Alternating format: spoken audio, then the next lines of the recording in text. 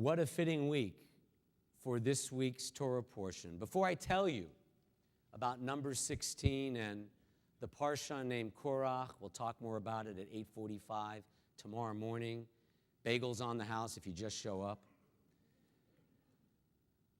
But I want you to think tonight about the world, the state of the world, and its rebels. There's the part terrorist, part Islamist state group named ISIS tearing up Iraq as we sit here. There's still those unnamed terrorists who kidnapped 3 innocent Jewish boys on their way home from religious school. The question, believe it or not, this is not a rabbinic stretch. The question arising from this week in the world and in the Torah this week is one and the same. It's fine to be a rebel so long as it's a just cause. Rebels for what cause? Korach in Numbers 16 leads an unsuccessful rebellion against Moses and Aaron, against his leadership. And throughout the centuries, our rabbis have seen this story as cause for reflecting on the nature of leadership and the crazy leadership rebellions and shenanigans going on all around us. I nearly wrecked my car on Poplar when I heard on the radio Vice President Cheney say this week about President Obama, and I quote, I wrote it down as I pulled over, "Rarely has a U.S. president been so wrong about so much at the expense of so many lives." That would be funny if it wasn't for the fact that 32,223 American soldiers are still wounded and 4,487 were killed in the vice president's ill-advised and horrendously botched Iraq war. It's indisputable, no matter what your politics, that the last administration's officials made over 900 false statements about Iraq before invading that country 11 years ago, including 48 by this vice president who said, "Rarely has this president been so wrong about so much at the expense of so many." Then there's the list of the 100,000 Iraqi civilians killed. You realize that? If you have any friends who are Muslim, as I do here, they're relatives. And he's blaming the current president for the mess there and lecturing this president about the expense of being wrong. Now, lest any of you, I want to save any texts later, lest any partisan Republicans think I'm a Democratic Party operative. I'm not. Perhaps there are no good options, and President Obama has no idea what to do either, with Iran propping up Syria, and with Iran having plans on Iraq too. So never has our Torah had a more timely tale about leaders and rebels than now, and the politics of leadership. Politics, that's what this week's Torah portion is about.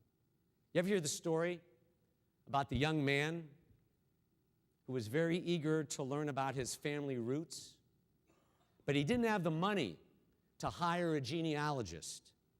So he consulted a friend about finding a way to have his family background traced without too great an expense. And the friend said, "That's easy. All you have to do is run for public office." The details of the people out to get Moses this week are sketchy. We are not even certain of their motivations. Was it a power grab? Did their ideology, rather than facts on the ground, inspire their grand design? Were there legitimate complaints about the centralization of power in the hands of one guy named Moses and his brother Aaron?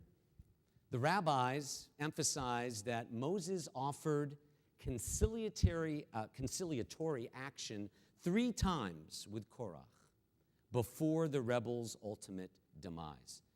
Just like one of my great rabbinic predecessors, some of you knew, Rabbi Wax in the 1960s. Rabbi Wax, who in a predominantly black church this week, someone mentioned him to me in South Memphis.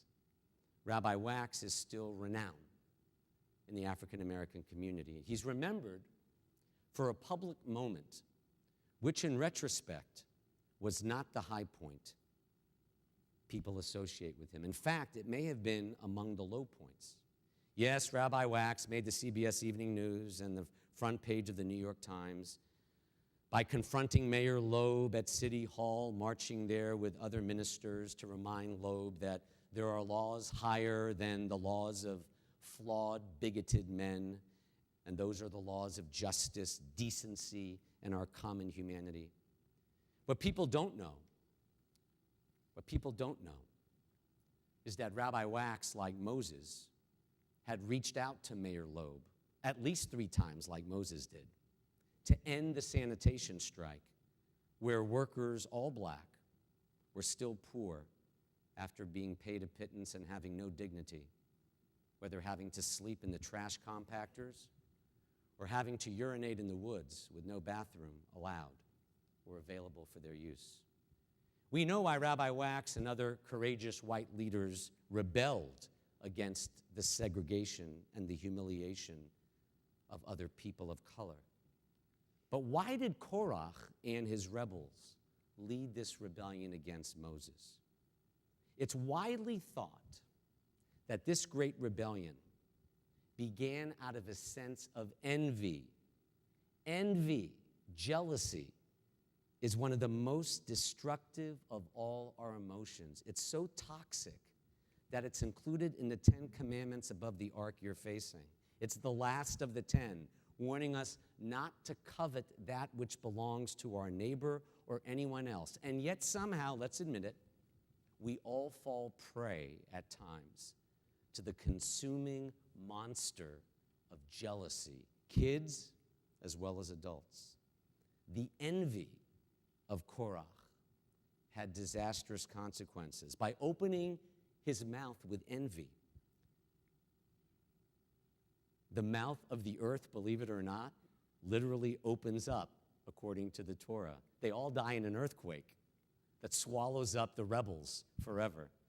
So a main idea in Jewish thinking about this story of leadership and rebels to leadership is that envy destroys. Just one more idea before I close. It's that the greater good of people must always be greater than an attempt to win people over to a personality or narrow way of thinking. Moses was never about his own personal power or glory. His leadership, his politics, was always about the people. There are very few people in our community or in our nation.